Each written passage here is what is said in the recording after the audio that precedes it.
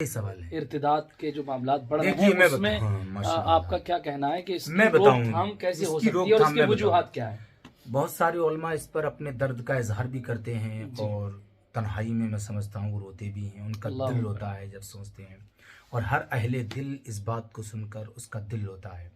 लेकिन एक बात सोचने की ये है कि कोई भी एक वक्त में मुलाकात हुई और किसी लड़की को भगा कर नहीं ले जाता है, उसका सफर देखिए कितना लंबा होता है, और माँ बाप की उसमें लापरवाही देखिए।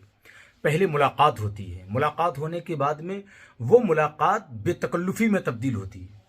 वो बेतकल्लुफी जब होती है तो वो मोहब्बत में उसको मोहब्बत का नाम दिया जाता है। फिर मोहब्बत करते करते करते जब मोहब्बत का नाम दोस्ती का नाम दिया जाता है, दोस्ती से फिर वो बात मोहब्बत में आती है, और मोहब्बत में ऐसा नहीं मोहब्बत में अभी कोई लेकर चला गया ना, उसके बाद फिर वो मोहब्बत इश्क में तब्दील होती है, फिर इश्क होता है। इश्क के बाद इसी बीच में जितने भी हया के पर्दे होते हैं वो सब उठ जाते हैं, अब बेहयाई होती है। एक मिनट, उसी बीच में अब कितना लंबा पीरियड है, अभी इश्क मतलब बात हुई, बात में बेतकल्लुफी हुई, बेतकल्लुफी में दोस्ती हुई, दोस्ती के बाद मोहब्बत हुई, मोहब्बत के बाद फिर इश्क हुआ, और इश्क के बाद फिर एक बच्ची जब जुनून की मंजिल पर आती है, समझ गए, जब जुनून उसको चलता है किसी चीज का, तब वो अपने बचपन के दरो दीवार को, अपने भाई, अपनी बहन, अपनी माँ जिसने 9 महीने पेट के अंदर रखा, उस बाप को छोड़कर जाती है जो दिन और रात एक करता है अपनी बच्ची के मुस्तकबिल को संवारने के लिए, अपने बच्चों के, और पूरे दिन थका हारा आता है, और उस बच्ची को देखकर उसकी थकावट दूर होती है, कौन सी मंजिल पे पहुंचती है जो उस बाप उस माँ को छोड़कर चली जाती है। इसमें मैं समझता हूँ कि ज्यादातर लापरवाही माँ और बाप की होती है, माँ बाप की भी है, और दूसरी मैं एक सवाल और ऐड करना चाहूंगा आपसे कि इसमें वजूहात और जराए क्या क्या हैं? जराए उसमें तो देखिए ऐसा होता है, आप जानते हैं बेहतरीन मेरे भाई मौलाना हाशिम हुसैनी साहब, बहुत आला तालीम और अच्छी फिक्र है आपकी तो बात ही अलग है माशाअल्लाह। आपकी सोच का परिंदा तो उस शक्ल में परवाज करता है जिसको हम शाहीन कहते हैं। क्या ख्याल शरीफ है कि नहीं? जो आपका उसका ये है, देखिए शैतान जो है वो रगों में दौड़ता है, सरकार की हदीस से बात है, शैतान रगों में दौड़ता है, और जब दिल खून को ठोकर लगाता है तो वो दिमाग पर है। बात लंबी ना हो जाए, उसके जराए क्या? उसके जराए ये हैं कि जब बच्ची घर से बाहर निकलती है, हालात को देखती है, जिन नज़ारों को, मनाजिर को देखती है, देखने के बाद वो उसके दिलो दिमाग में आते हैं, और लोग कहते हैं लोग दीन से दूर भाग रहे हैं, ये सब झूठ है। सच ये है कि उन्होंने दीन को समझा ही नहीं है। अगर दीन को समझा होता तो दीन तो ऐसी चीज है कि कोई उससे दूर भाग ही नहीं सकता।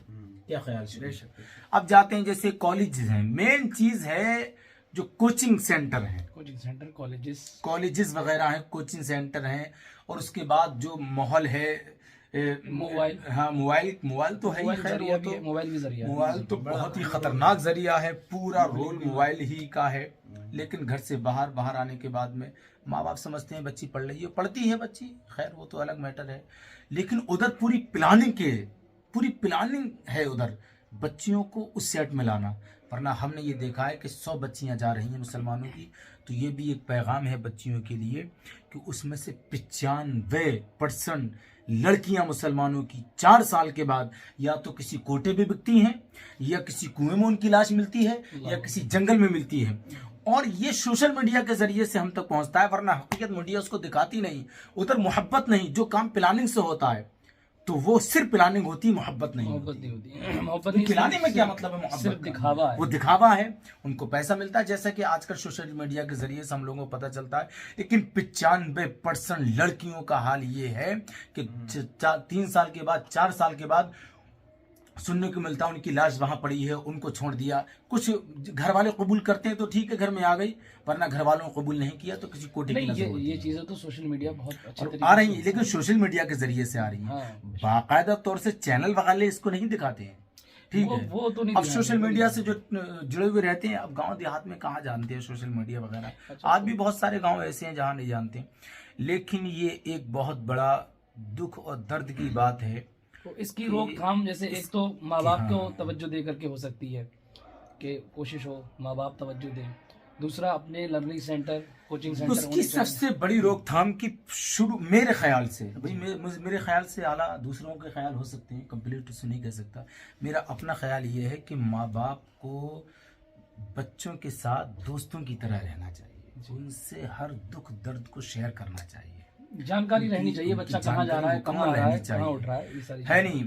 बच्चा अगर वाकई एक बाप के अंदर दर्द है दीन का और वो चाहता है कि मेरी आबरू सरेआम ना लुटे, तो जरूरी है कि खुद भी दीन सीखे और अपनी बच्ची और बच्चे को दीन सिखाए। ये जरूरी है, मुकम्मल तवज्जो रखे और इतनी तवज्जो रखे कि दिलो दिमाग इसी में उसका लगे रहना चाहिए, जरूरी है।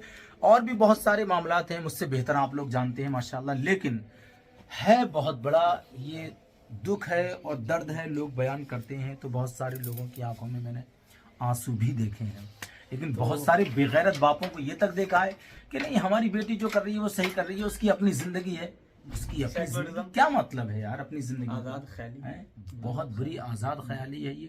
लेकिन अंजाम उसका यही है, मोहब्बत होती है, इश्क होता है, तो इंसान निभा लेता है। लेकिन बहुत मुख्तसर महासिल ये निकला कि एक तो इदारे भी हों मुसलमानों के, हाँ, मेन चीज है मुसलमानों के इदारे हों जो बच्चियां पढ़ना चाहती हैं, एक नेक बच्चा भी, मुआशरे का एक नेक बच्चा भी नेक घर से निकलता है और बाहर जाता है तो जैसे माहौल में रहता है। मतलब ये है कि नेक काम से कहीं बेहतर है नेक लोगों की सोबत।